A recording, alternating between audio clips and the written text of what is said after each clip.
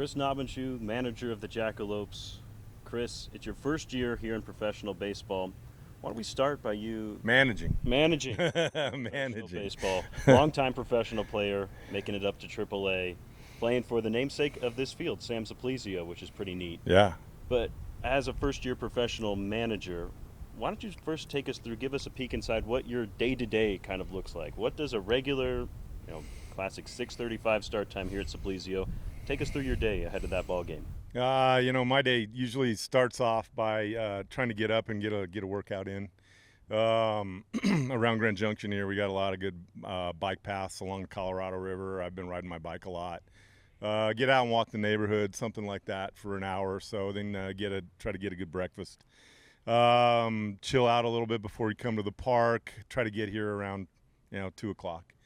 Get the feel of the locker room, get the lineup up, get prepared for batting practice, which is 3:30 to 4:30 for us here at the stadium here in Grand Junction, and then prepare for the game after BP, and that's typical day. After the game, just go home and kind of decompress.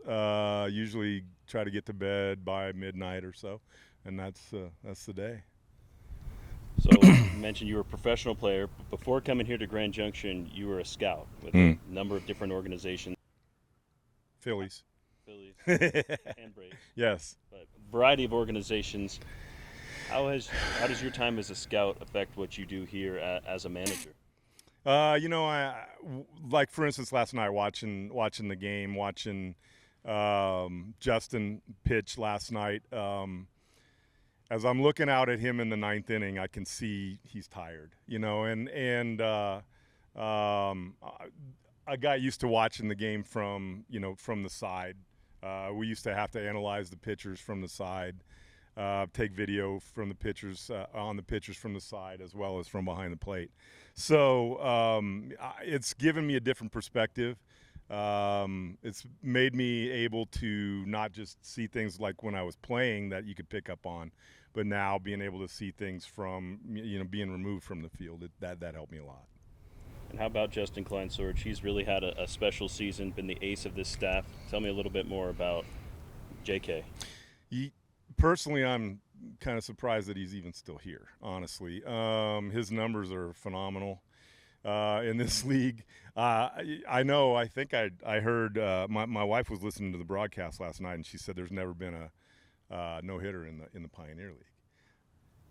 There's been some here, not for this franchise though. Oh, okay, all right. So I think it's tremendously rare, number one, for there to even be a no-hitter for 5 innings, let alone 8 innings. But he every night he goes out and he gives an effort that's much like that. I mean, I can even recall the one over in Windsor where he went into the 9th inning and he had something special going on over there too. I can't remember what it was, but I mean it's pretty special when you can get a guy that even comes close to a complete game in this league, because they have to throw so many pitches. It's such a hitter friendly league, and his numbers, honestly, I said they're good, but I think he's been pitching even better than his numbers, honestly. Yeah, it's kind of the feeling I've gotten as well. Yeah. Just little things here or there that aren't errors, that count as earned runs, but just every time he's on the mound, it seems like something weird happens. Yeah. He's been awesome. He's really good, and honestly, his stuff has ticked up a little bit too. He's hitting some 93s now.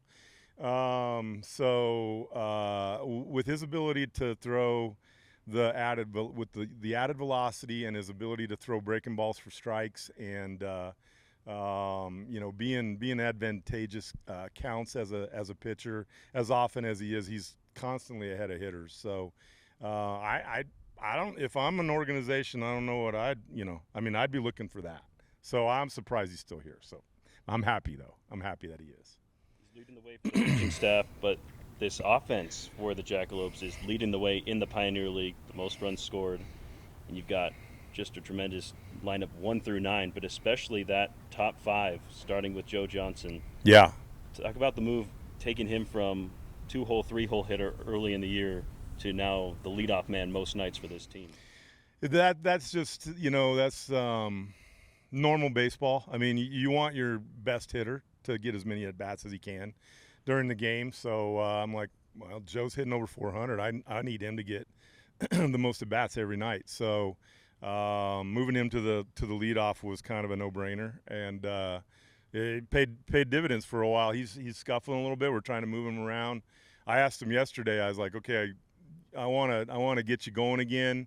I want to move you out of the leadoff. You want to go 2-hole, you want to go 6-hole, because squeezing them in between hubby and Cruz and Wash, I'm like, I don't think I can go there, but I can get you in the 6-hole or the 2-hole. Which you want? He's like, I'll go 2-hole. So, yeah, we're trying to find a place for him there. But our offense is very dynamic, and it presents some tough challenges for me because.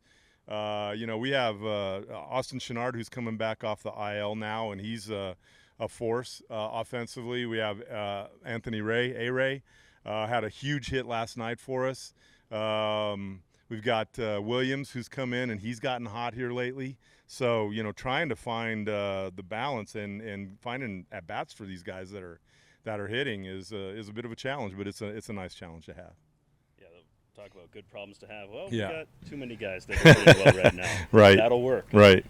But a couple of those guys, one you mentioned, Drew Williams, and then Andrew Meggs, who has hit in both the 2, the 8-hole, wherever you've needed him. Yeah. Those guys are newer to the roster. This is a transaction league a lot of times, and some of that falls on you as the manager. How has that process been, picking up new guys, getting them here, and once they are here, getting them integrated to the team? Yeah, that's been it's kind of been a collaborative effort. We've got I've got an old-time scout buddy of mine named Tom Wheeler, who is instrumental in getting a lot of the players here. He was the one who was over. One of the guys we forgot about is Lavoisier Fisher too. Sure.